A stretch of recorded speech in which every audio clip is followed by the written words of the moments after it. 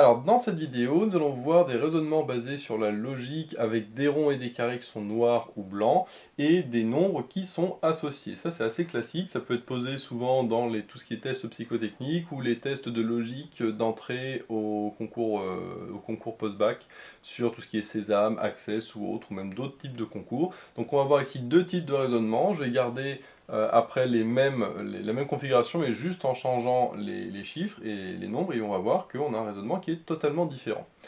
Donc là, on voit qu'à chaque fois, on a trois colonnes et trois lignes, avec soit des ronds, soit des carrés qui sont soit noirs, soit blancs, avec à chaque fois un nombre associé, et on demande, cette configuration, elle est associée à quel nombre?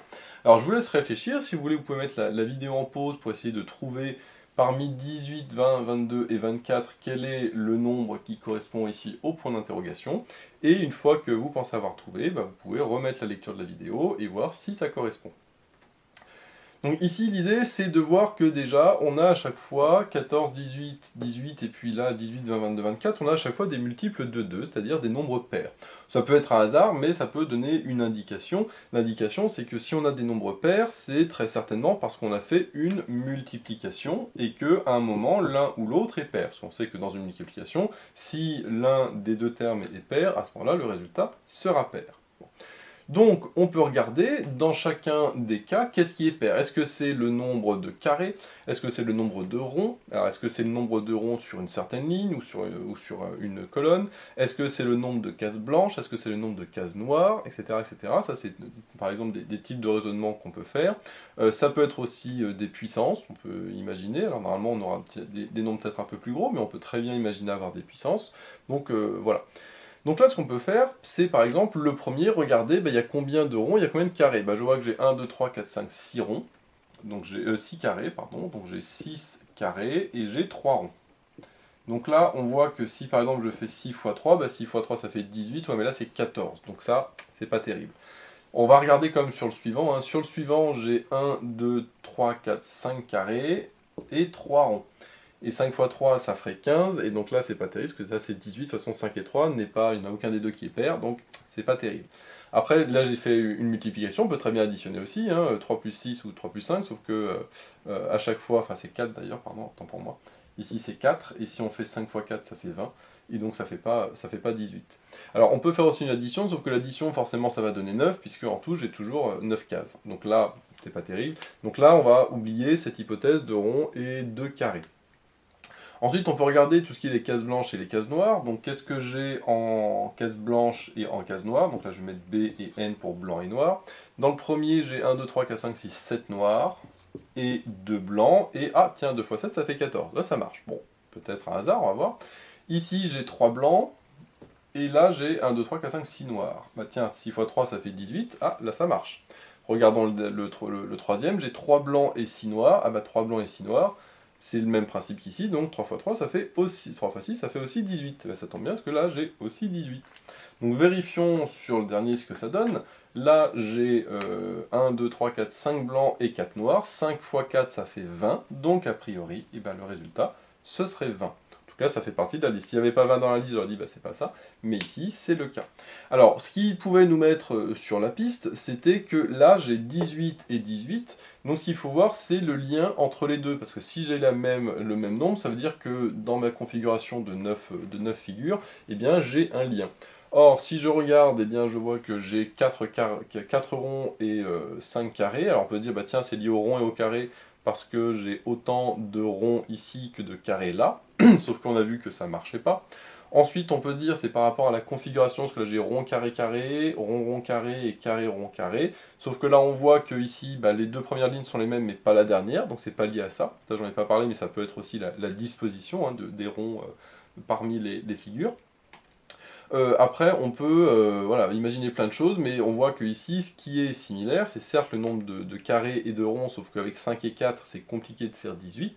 Par contre, avec les cases blanches et les cases noires, on voit qu'il y a autant de cases blanches que ici, autant de cases noires dans les deux cas. Donc on peut se dire, tiens, peut-être que c'est lié aux cases blanches et aux cases noires. Et en effet, ici, c'est bien lié aux cases blanches et aux cases noires.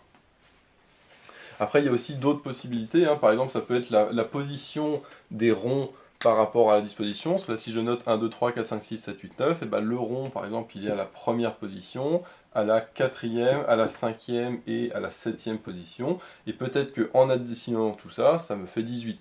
On pourrait très bien imaginer ce genre de raisonnement, hein. Mais là c'est un peu plus compliqué parce que à voir est-ce qu'on numérote en ligne ou en colonne, bon c'est un peu moins évident.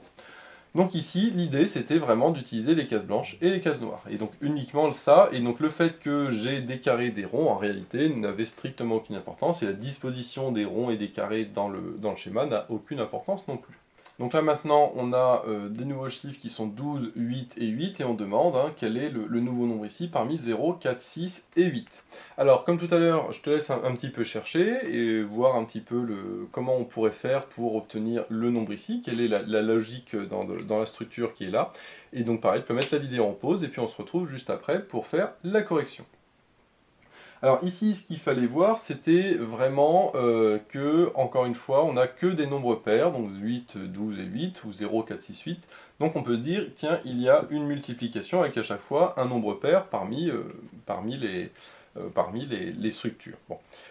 Sauf que pour faire 12, par exemple, il faut faire 3 fois 4, sauf que là, j'ai pas 3 et 4, de toute façon 3 plus 4, ça fait 7, donc je pourrais jamais avoir ça. On peut regarder aussi par rapport à 2 fois 6, mais 2 fois 6 c'est pareil, je ne pourrais pas, parce que j'ai bien 2 cases blanches, mais j'ai 7 cases noires, donc ça ne marche pas non plus. On pourrait tout imaginer, on peut imaginer plusieurs possibilités. On pourrait dire aussi, tiens, je multiplie les cases blanches, mais je ne multiplie aussi que les carrés noirs, sauf que là ça fait 2 fois 5 carrés noirs, donc ça fait 10. Bon, on peut vraiment imaginer beaucoup de choses, mais on verrait que là ça ne marche pas. Pareil pour 8, soit on fait 1 fois 8, bon, il n'y a pas, et ou 2 fois 4, mais 2 fois 4, bah, on se demande comment on ferait. Donc voilà, alors là ça pourrait marcher dans le sens où tiens, on prend les ronds blancs, ça fait 2, et puis les carrés noirs, il y en a 4, donc 2 fois 4, ça fait 8. Bon, là ça marche, sauf que si on regarde ici, bah, ça marche aussi 2 carrés blancs et 3 carrés noirs, ça fait 2 fois 4, 8. Sauf que là, si on prend les carrés blancs et les carrés noirs, enfin les ronds blancs et les carrés noirs, bah, j'ai un rond blanc et 5 carrés noirs, une fois 5, ça fait 5. Donc là, si c'était le cas, si j'avais eu 5 ici, j'aurais pu dire oui, je prends les ronds blancs et les carrés noirs. Sauf que malheureusement, ça marche pour ces deux-là, mais pas pour lui, donc ce n'est pas bon. Et alors, on pourrait vérifier comme qu'est-ce qu'on aurait ici. On aurait 1, 2, 3 ronds blancs et un carré noir. Donc 3 fois 1, ça fait 3. Bah oui, mais comme le 3 ne fait pas partie des solutions, du coup, ça ne c'est pas ça. Donc si j'avais eu 5 ici, on peut dire, tiens, j'ai trouvé une certaine logique. Ouais, mais la logique, elle ne marche pas là, puisque de toute façon, j'ai pas la possibilité qui est ici. Donc, à partir de cette multiplication, ce qu'on peut faire, alors là je vous avoue, je vous donne la réponse parce que c'est vraiment pas évident. En fait, l'idée ici, ça va être de faire deux multiplications. Et à chaque fois, on va multiplier le nombre de cases noires qu'il y a par colonne. C'est-à-dire que là, j'ai 3 cases noires. Ensuite, sur la deuxième colonne, j'ai 2 cases noires. Et sur la dernière colonne, j'ai 2 cases noires aussi. Donc 3 fois 2 fois 2, ça fait 3 fois 2, 6 fois 2, 12. Si je fais ici, ça fait 2 fois 2 fois 2, 2 fois 2 fois 2, ça fait 8. Là, pareil, 2 fois 2 fois 2, ça fait 8. Et donc là, ça ferait 2 fois 0, parce que là, j'ai pas de case noire. Donc 2 fois 0 fois 2, 2 fois 0 fois 2, ça fait 0. Et donc, ce serait, a priori, 0. Alors, on peut se dire, bah oui, pourquoi je multiplie les colonnes? Ça peut être aussi la multiplication de lignes. Parce que si je multiplie les lignes, par exemple ici, j'ai 2, 2 et 3, bah 2 fois 2 fois 3, ça fait aussi 12.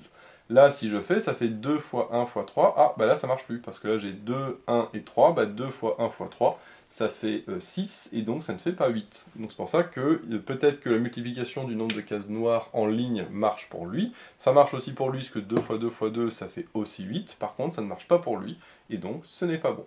Et en même temps, si j'avais fait ici par ligne, ça fait 1 fois 2 fois 1, ça fait 2, et bien le 2, encore une fois, n'est pas dans les possibilités, donc ce n'est pas ça. Donc là, on voit qu'on a vraiment énormément de choix possibles. Ce qui nous dictait ici un petit peu, c'est pareil, c'est qu'on avait le 8 qui était le 8 là, et donc on peut dire bah, quel est le lien entre les deux. Alors le lien entre les deux, c'est qu'en effet, il y a autant de ronds blancs que de ronds noirs ici, et il y a autant de carrés noirs que de carrés blancs. Bon. Mais du coup, le problème c'est que si on fait les carrés noirs et les carrés blancs, bah, on ne voit pas comment on arriverait à 8.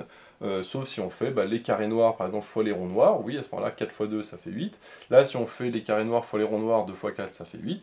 Là si on fait les carrés noirs fois les ronds noirs, bah, ça fait 1 fois 3, ça fait 3 et donc ça ne marche pas. Donc voilà, c'est pas terrible parce que justement il n'y a pas de 3 là-dedans. Donc il y a énormément de possibilités pour ce genre de choses. Donc à vous de voir. Est-ce qu'on regarde les couleurs? Est-ce qu'on regarde la forme? Est-ce qu'on regarde en ligne? Est-ce qu'on regarde en colonne? Est-ce qu'on regarde la totalité? Et puis, à force de tester, bah, vous allez trouver des choses qui marchent pour l'un, mais à chaque fois, toujours vérifier que ça marche pour les deux autres, et vérifier que pour le quatrième, il y a bien le résultat qui fait partie de la liste. Donc voilà, j'espère que tu as aimé cette vidéo. Si c'est le cas, n'hésite pas à liker, à t'abonner et à laisser un commentaire, ça fait toujours plaisir. J'ai mis le lien dans la description vers l'énoncé de l'exercice, ainsi que vers d'autres exercices du même style. J'ai également mis le lien vers la page Tipeee où tu peux soutenir Méthode Maths. Et moi je te dis à bientôt pour de nouvelles vidéos.